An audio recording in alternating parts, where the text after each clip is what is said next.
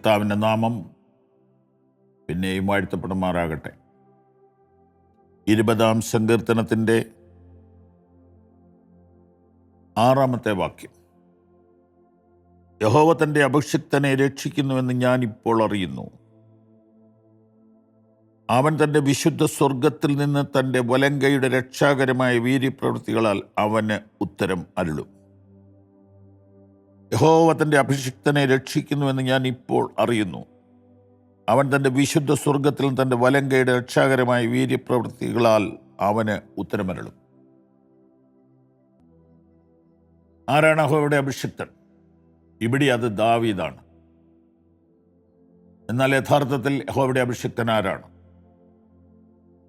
ലൂക്കോസിന്റെ സുവിശേഷം 4-ാം അധ്യായം 18-ാം വാക്യം മുതൽ വായിക്കുമ്പോൾ നമുക്ക് കാണാം. ദരിദ്രന്മാരുടെ സുവിശേഷം അറിയിപ്പാൻ കർത്താവിനെ അഭിഷേകം ചെയ്തതുകൊണ്ട് അവൻ്റെ ആത്മാവിൻ്റെ മേലുണ്ട്.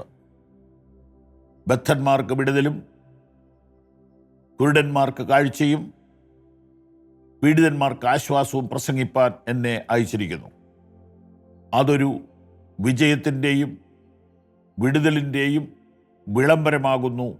ലൂക്കോസ് 4:18 നാം കാണുന്നത്. ആരാണ് അഭിഷിക്തൻ? കർത്താവായ യേശു ക്രിസ്തുവാണ് അഭിഷിക്തൻ. കർത്താവിൽ നിന്ന് ഒഴുകുന്ന അഭിഷേക തൈലം സഭയാം ശരീരത്തിൻ്റെ മുഴുവൻ അവയവങ്ങളിലേക്കും ഒഴുകുന്നു. ആ അഭിഷേകത്തിൻ്റെ ഒഴുക്ക് അനുഭവിക്കുന്ന ഏവരും പുതിയ നിയമത്തിൽ അഭിഷിക്തരാണ്. ഈ അഭിഷിക്തനാണ് ഇന്ന് വിജയം കൽപ്പിച്ചിരിക്കുന്നത്. അവൻ തൻ്റെ വിശുദ്ധ സ്വർഗത്തിൽ നിന്ന് തൻ്റെ വലങ്കയുടെ രക്ഷാകരമായ വീര്യപ്രവൃത്തികളാൽ അവന് ഉത്തരമരുളുന്നു. വിശുദ്ധ സ്വർഗത്തിൽ നിന്ന് തൻ്റെ രക്ഷാകരമായ വീര്യപ്രവൃത്തികളാൽ ഈ അഭിഷിക്തന് വേണ്ടി ഉത്തരം നൽകുന്നു. അതായത് 22-ാം സങ്കീർത്തനത്തിൽ എൻ്റെ ദൈവമേ നീ എന്നെ കൈവിട്ടത് എന്ത് എന്ന് ഈ അഭിഷിക്തൻ നിലവിളിക്കുന്നുണ്ട്. അതേ അഭിഷിക്തനെ സ്വർഗത്തിൽ നിന്ന്, സ്തോത്രം, വിശുദ്ധ സ്വർഗത്തിൽ നിന്ന് വലങ്കയുടെ രക്ഷാകരമായ വീര്യപ്രവൃത്തികളാൽ ഉത്തരമരുളുന്നു എന്ന് പറഞ്ഞാൽ, യേശുവിനെ കുരിശിൽ തറയ്ക്കുമ്പോൾ പ്രാർത്ഥനയ്ക്ക് മറുപടി കിട്ടിയില്ല. അരിമത്യ ജോസഫിൻ്റെ കല്ലറയിൽ അടക്കുമ്പോൾ മറുപടി കിട്ടിയില്ല.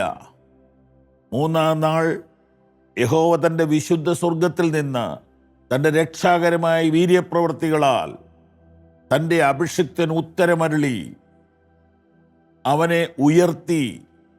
എല്ലാ നാമത്തിനും മേലായ നാമം അവനെ നൽകി. അങ്ങനെ സ്വർലോകരുടെയും ഭൂലോകരുടെയും അധോലോകരുടെയും മുഴങ്കാലൊക്കെയും മടങ്ങുന്ന യേശുവിൻ്റെ നാമം ഒരു കൊടി പോലെ ലോകത്തുയർത്തി. അതിനെ പ്രവചനാത്മാവിൽ കണ്ടുകൊണ്ട് പറയുകയാണ്, യഹോവ തൻ്റെ അഭിഷിക്തനെ രക്ഷിക്കുന്നുവെന്ന് ഞാൻ ഇപ്പോൾ അറിയുന്നു. യഹോവ തൻ്റെ അഭിഷിക്തനെ രക്ഷിക്കുന്നുവെന്ന് ഞാൻ ഇപ്പോൾ അറിയുന്നു. ഇത് ക്രിസ്തുവിൻ്റെ പുനരുദ്ധാനത്തെയാണ് സൂചിപ്പിക്കുന്നത്. ക്രിസ്തുവിൻ്റെ പുനരുദ്ധാനം, തുടർന്ന് സ്വർഗാരോഹണം, തുടർന്ന് സകല നാമത്തിനും മേലായ നാമം ധരിച്ച് സ്വർലോകരുടെയും ഭൂലോകരുടെയും അധോലോകരുടെയും മുഴങ്കാലൊക്കെയും മടങ്ങുന്ന യേശുവിൻ്റെ നാമത്തെയാണ് ഈ വേദഭാഗം നമുക്ക് സൂചിപ്പിച്ചു തരുന്നത്. അങ്ങനെയാണെങ്കിൽ ഇന്ന് നാമും ഇതറിയണം. യഹോവ തൻ്റെ അഭിഷിക്തനെ രക്ഷിക്കുന്നുവെന്ന് ഞാൻ ഇപ്പോൾ അറിയുന്നു. ഇന്ന് ഈ സന്ദേശം കേൾക്കുന്നവർ അറിയണം, കർത്താവ് ഉയർത്തെഴുന്നേറ്റിരിക്കുന്നു, അവൻ ജയിച്ചിരിക്കുന്നു, അവൻ സകല നാമത്തിനും മേലായ നാമം പ്രാപിച്ചിരിക്കുന്നു.